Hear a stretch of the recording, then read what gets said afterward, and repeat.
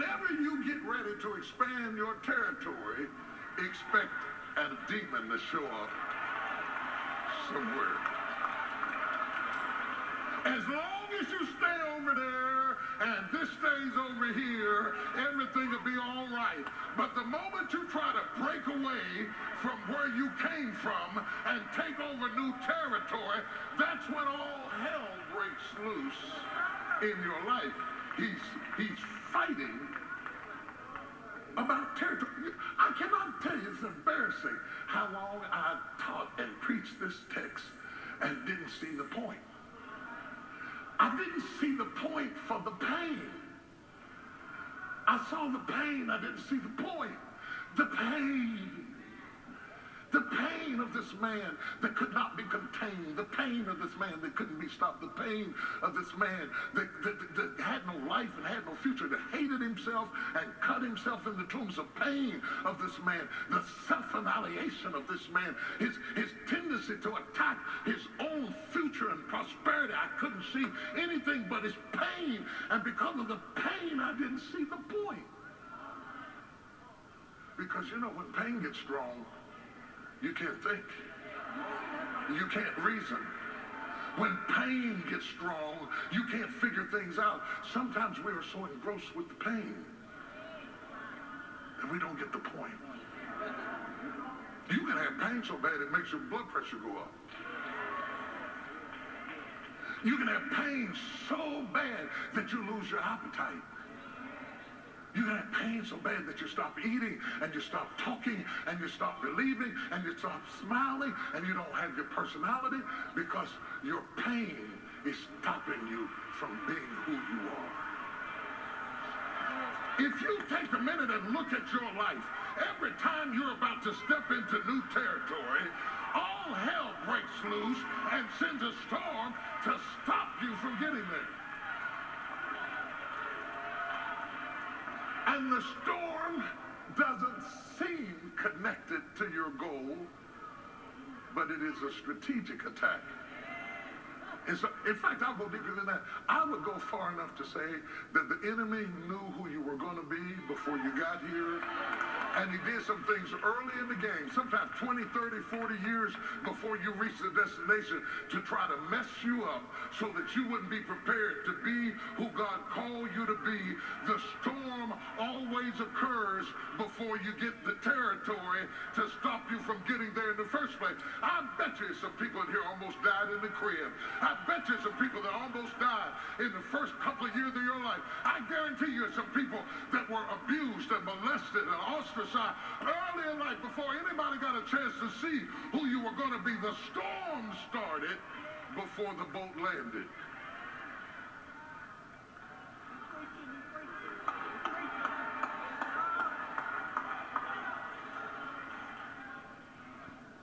If Jesus hadn't have rebuked the storm, he would have never made it to Gadarenes.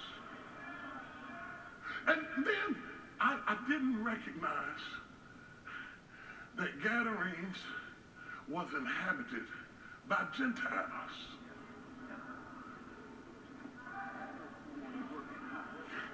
I didn't recognize. Why didn't I know? Why didn't I have the sense to know that in that era, no traditional Orthodox Jew would be raising pigs? There's nothing about that, man. When Jesus came along, the demons didn't worry about leaving the man.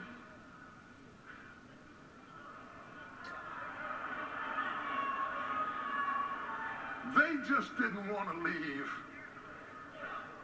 the territory. That devil isn't interested in you. He's interested in your territory. He's interested in your region. He's after your turf. He's after your stuff. There's something that you have that he wants, and he doesn't care about you. He says, I can use her. I can use a pig. I can use a goat. I can use a dog. I can use her sister. I can use his brother. I can use somebody close to them. In fact, demons have been known to jump from place to place, from house to house. That's why it's not good to have your spirit open, even in a funeral, because when the devil gets through with one person,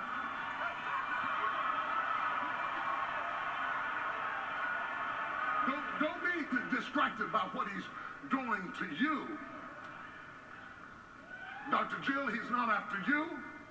He's after your territory. He's after your territory. He's after your territory. He's after your territory. He's after you, Kathy. He's after your territory. He's not after you. He's after your territory. Your influence, what you're doing, what you're trying to get done. He's not after you. He's after your territory. Stop taking the fight personal. The fight is not personal. It's not personal. It's not even about you.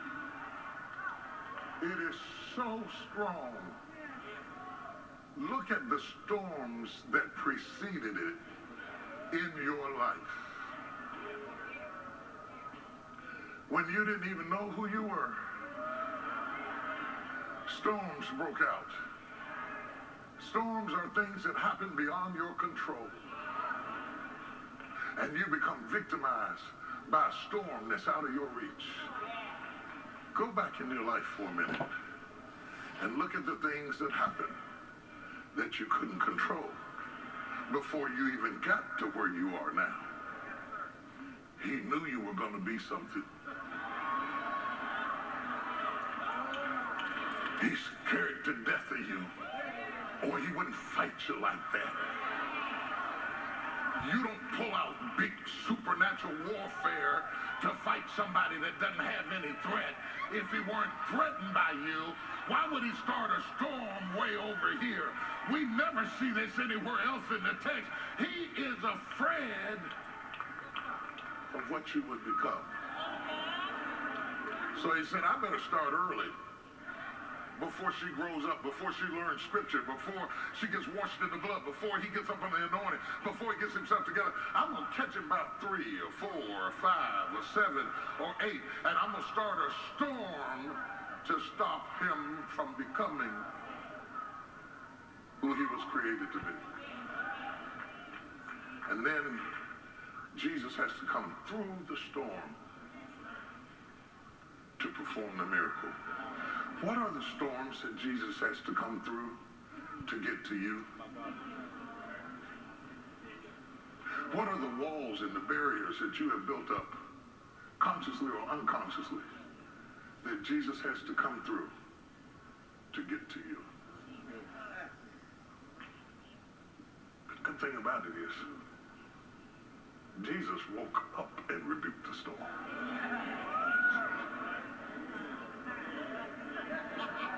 Peace, be still.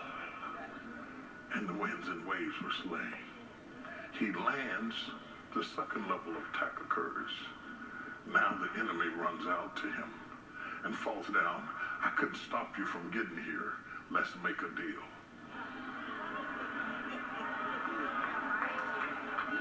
I have enjoyed attacking this man. I messed him up so bad he couldn't live with nobody. He couldn't stay with nobody. He couldn't even live with himself. I brought him down so low that he ended up all alone, and all he does night and day is cut himself in the tombs. I have enjoyed abusing him. I have enjoyed attacking him. I have enjoyed watching him eat himself up and say what he couldn't be and what he couldn't do and what he couldn't have and what he couldn't enjoy. I'm talking about self-inflicted wounds, the things we do to ourselves, the things we say when nobody's around to ourselves that stops us from doing what we do. Do you think you got that mentality by yourself? No, there's a spirit using that to attack you so that you are, even when we got you away from your haters, you were back in the tomb cutting yourself. He said, I've enjoyed doing all of that. I've enjoyed convincing you that you're nothing, you're never going to be nothing, you came from nothing, and you'll never get out. You'll never be loved. You'll never be happy. You'll never be blessed. You'll never be free. You'll never get yourself together. You will never be nothing. I've enjoyed attacking him. But he was not the point. You got to hear this. Because he was not the point. It was the territory. It was Gadarenes. It was the region. Don't you come over here, Jesus, on my territory. This man had so much demonic influence on him that we don't really know the name of the demon because it wasn't just one. It was so many that they were called legions. Legions are regimented, augmented, gathered together in force, united to destroy and uproot whatever they can. Legions is organization, is structure, is order. Legions, and you don't use legions when you talk about we just hanging out. Legions are trained, skilled soldiers that are marching at the same time.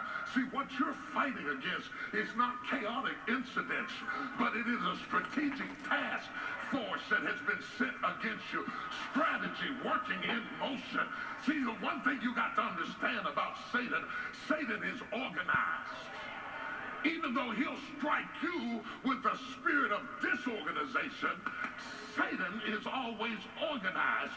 You don't call a group of men legion if they're not organized. In fact, Jesus said that Satan was so organized that he could not be casting out devils by the power of a devil, because a house divided against itself shall not stand. What I'm trying to get you to understand is that these are raw incidents that are happening to you.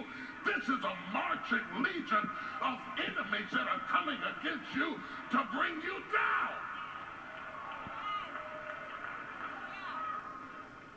The strategy is over the territory. What do you have that the devil knew you had early enough to start a storm before you got to this point? And it was intense enough to leave you in the tombs cutting yourself. And you think it's about you? It's about your territory. It's about your shall be. It's about your destiny. It's about the purpose of God on your life. It's about all the people you will influence and touch and heal and bless and deliver. It's about the areas, the kingdoms of this world becoming the kingdoms of our God and of his Christ. It's about you finishing your degree. It's about you going to school. It's about the position that you're not even in yet. You haven't even got to the place that you're going to get yet. That the devil, I'm trying to tell you, now this is going to shock you, the devil's got more faith than you.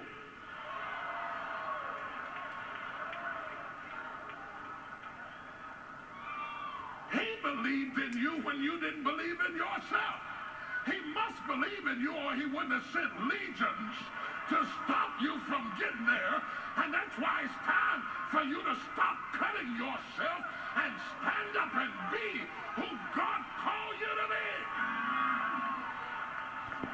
You'll never reach your destiny locked up in this tomb. You'll never reach your purpose cutting on yourself. You'll never be who God called you to be, living with dead folks. Touch three people and say, I'm coming out of this, I'm coming out of this, I'm coming out of this.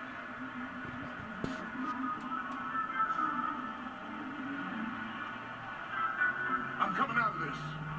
I'm coming out of my cave. I'm coming out of my cave. Anywhere I can, I'm coming out of my cave. With the devil on my back, I'm still coming out of my cave.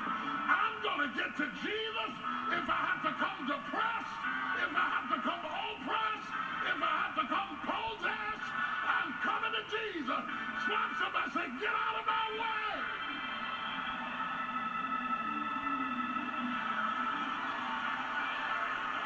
Have you noticed how over the past 4 weeks, our church has been having crazy worship, going into praise so strong that you couldn't control it and couldn't stop it? Don't you know that God wouldn't send the spirit of worship if he wasn't going to liberate somebody in this place? I dare you to open your mouth and give God